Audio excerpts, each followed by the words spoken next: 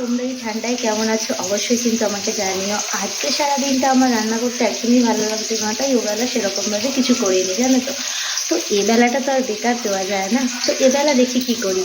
যেমন বলা তেমন কাজ। ফ্রিজ থেকে মাংসটা বার করে নিয়েছি, পেঁয়াজ আদা রসুন পেস্ট করে ওর মধ্যে দিয়ে দিয়েছি, আর কড়ার মধ্যে পেঁয়াজ টমেটো ক্যাপসিকাম কাঁচা লঙ্কা সব কিন্তু ভাজা বসিয়ে দিয়েছি। মাংস হবে এখনও পর্যন্ত, এটা তো ঠিক আছে, জানি না এখন পর্যন্ত এর সাথে আর কি করব। আমি আজকে রাত্রিবেলা ডিনারে কী মেনু করি সেটা দেখার জন্য কিন্তু পুরো ভিডিওটা তোমাদের দেখতে হবে মন দিয়ে। মাংসের মধ্যে কিন্তু সমস্ত মশলা আমি দিয়ে দিয়েছি, দিয়ে এবার মাংসটাকে ভালো করে ম্যারিনেট করে নিচ্ছি।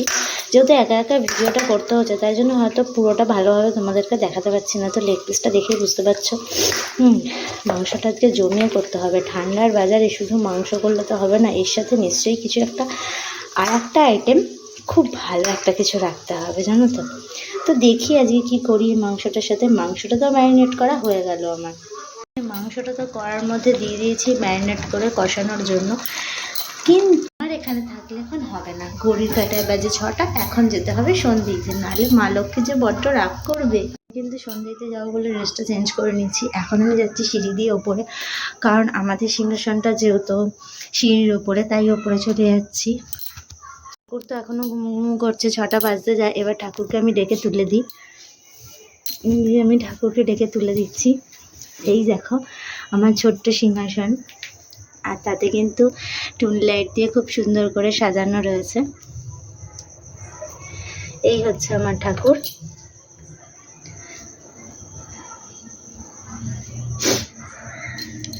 তো এবার আমি এদেরকে ঝটপট কিন্তু সন্ধ্যাটা দিয়ে নিই, নাহলে এরা কিন্তু প্রচণ্ড জোর রেগে যাবে। তারপর প্রদীপ জ্বালিয়েছি, ঠিক আছে, আর ধূপ দিয়ে সুন্দর করে সন্ধ্যাটা তো দেওয়া কমপ্লিট হয়ে গেল।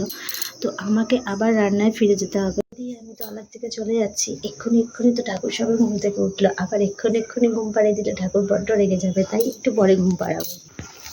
তাই আমি একটুখানি ঘরে এসে রেস্ট নিতে বসে গেলাম, কারণ মাংসটা বসিয়ে এসেছি। মাংসটা না হওয়া পর্যন্ত ঠিক করতে পারছি না যে কী করবো। তবে মাংসর সাথে যতদূর সম্ভব এমন একটা কিছু করবো যেটা কিন্তু পুরো জমে যাবে।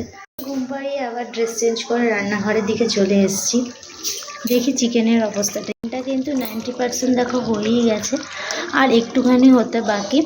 তো চিকেনটা হয়ে যাবে এক্ষুনি। আর দেখো এরকম বড় বড় আলু আজকে ঘরে ছিল, তা বুঝতেই পারছো আজকে আমি রেসিপিটা চিকেনের সাথে কী বানাতে চলেছি। তবু যদি তোমরা না বুঝতে পারো তো ভিডিওটা পুরোটা দেখো। এর কথা ভাবলে হবে না, সন্ধ্যেবেলা একটু গরম গরম চাও খেতে হবে। এই জন্য দেখো আমি কিন্তু গ্যাসে এখন দুধটা গরম বসিয়ে দিয়েছি, একটু সুন্দর করে ভালো করে চা বানিয়ে নিই। চায়ের কালারটা কিন্তু খুব সুন্দর এসছে, কারণ অনেকটা দুধ দিয়ে আজকে চাটা বানিয়েছি। তো এবার আমি একটু গরম গরম চা খেয়ে নিই, আর তোমরাও তার সাথে একটু গরম চায়ে মুখ দিয়ে নাও। সিরিয়াল দেখছো আর একটু চা খেয়ে নাও। বলে চাটা কিন্তু আমি সুন্দর করে সাজিয়ে নিয়েছি, আর আমার চাটা রান্নাঘরে রেখে দিয়েছি, কারণ আমাকে এখন এখানেই থাকতে হবে, অনেক কিছু কাজ রয়েছে। তো চলো সবাই মিলে একটু চায়ের চুমুক দিয়ে নিই। সেদিকে চিকেনটা কিন্তু পুরো কমপ্লিট হয়ে গেছে, আমি ওর জন্য গ্যাসটা নিভিয়ে দিলাম, আর ঢালবো বলে একটা পাত্রও বার করে নিয়েছি। আর এদিকে বিরিয়ানির আলুটা একটু সেদ্ধ করে নিচ্ছিলাম। এই দেখো চিকেনটা দেখতে কিন্তু খুব সুন্দর হয়েছে, আর বেশ তেল ছেড়েছে চিকেনটা দিয়ে। আলুটা কিন্তু একটা সিটি দিয়ে আমি নামিয়ে নিয়েছি।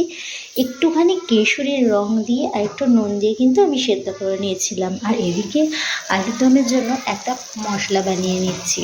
তো আমি কিন্তু বিরিয়ানি করার জন্য ভাতটা বসিয়ে দিয়েছি, আর এদিকে আলুর যে গ্রেভিটা দিয়ে বিরিয়ানিটাকে বানানো হবে সেটা কিন্তু প্রায় রেডি হয়ে এসেছে। এইসবের মাঝে তো নিজেকেও একটু সুন্দর রাখতে হবে, তাই জন্য আমি একটু চুল আঁচড়ে সুন্দর করে রেডি হয়ে নিচ্ছি। কারণ আজ বিকেল থেকে একটু সময় হয়নি একটু ক্রিম মেখে চুলটা ভালো করে আঁচড়ে সুন্দর করে সাজার জন্য। বাড়িতে থাকলে পরে প্রত্যেকটা মানুষকেই কিন্তু প্রতিদিন সেজে গুজে নিজেকে সুন্দর করে রাখতে হয়, তাহলে কিন্তু মনটা ভীষণ ভালো থাকে। দেখো আমি কিন্তু সুন্দর করে রেডি হয়ে চলে এসেছি, বেশ চুল বেঁধে সিঁদুর টিঁদুর করে সুন্দরভাবে রেডি হয়ে নিয়েছি। আর এখানে দেখো কে এসেছে। থেকে আমি খাটাখাটনি করছিলাম বলে ছোটকা আমাকে হেল্প করার জন্য চলে এসেছে। ভাতটা দেখো হয়ে গেছে, ও ঝরিয়ে নিচ্ছে ভাতটা।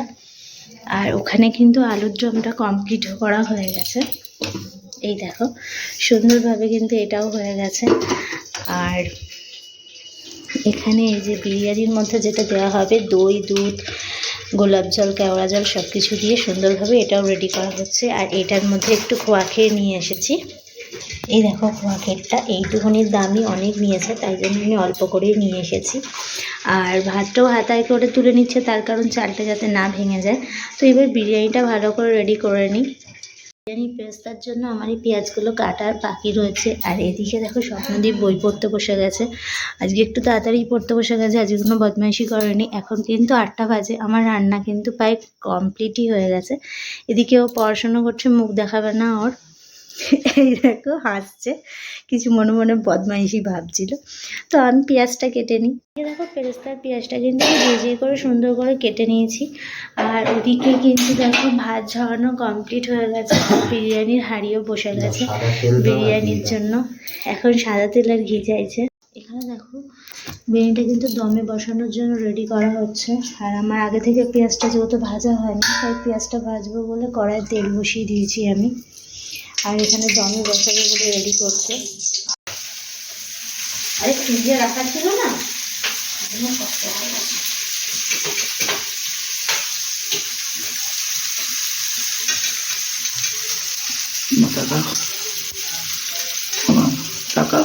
কি বল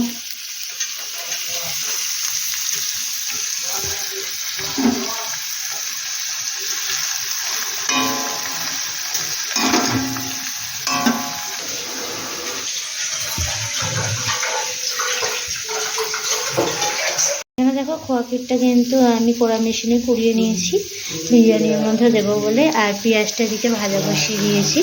এর আগে স্বপ্নদেব একটু ভিডিও করছিল একদম মিউটভাবে। এখানে দেখো ছোটকা কিন্তু জোর কদমে বিরিয়ানির জন্য একেবারে লেবার দিয়ে দিয়েছে। আর বিরিয়ানিটা দেখতে কিন্তু খুব সুন্দরই হয়েছে। রাত্রে মনে হচ্ছে আজকে ঝড় উঠবে, দীপাদার এটা ভাষা, ঝড় ওঠা।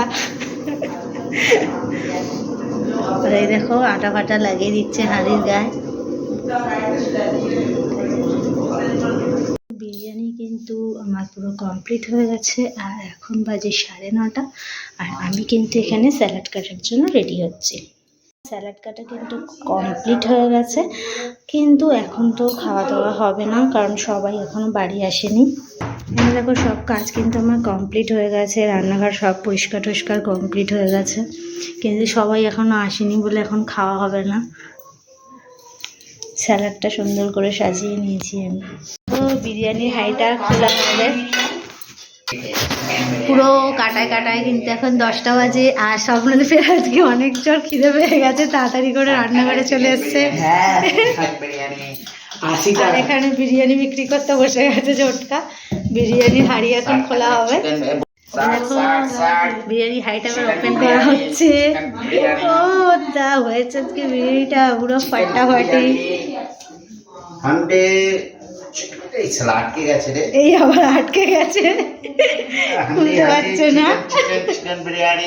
এই দেখো অবশেষে কিন্তু ওপেন হচ্ছে। ও বিরিয়ানিটা যা হয়েছে, খেয়ে তো আজকে মন প্রাণ মনে হচ্ছে উড়ে যাবে। আর এখানে কিন্তু বসে গেছে আমাদের বিরিয়ানি বিক্রেতা। এখন দেখো এবার কিন্তু মেশানোর পর্ব। ভালো করে বিরিয়ানিটাকে মিশিয়ে না নিলে কিন্তু ভালো লাগবে না খেতে। এখন কিন্তু আমাদের সবার খাবার সার্ভ করছে ছোটকা। বিরিয়ানিটা হয়ে গেছিলো অনেকক্ষণ আগেই, এখন মোটামুটি সবাই বাড়িতে চলে এসছে, তাই জন্য এখন সার্ভ করা হচ্ছে। সবার পাতে একটা করে আলু পড়ে গেছে। বিরিয়ানিটা দেখো এবারে। তো আমরা এখন চিকেন দিয়ে বিরিয়ানি খাই। আর তোমরা কিন্তু আমার চ্যানেলটা সাবস্ক্রাইব করতে ভুলে যেও না। স্যালাড দেওয়া কমপ্লিট হয়ে গেছে, শুধু চিকেনটা বাকি। দেখো এখানে চিকেন দেওয়াও কিন্তু সবার পাতে কমপ্লিট হয়ে গেছে। আর এই হচ্ছে ধনেপাতার চাটনি। আর এখানেও খানিকটা চিকেন রাখা রয়েছে, কারোর যদি লাগে সেই কারণে। তো শুভরাত্রি, আমরা এখন বিরিয়ানি খাই। আর তোমরা এই চ্যানেলটা সাবস্ক্রাইব করে দিও।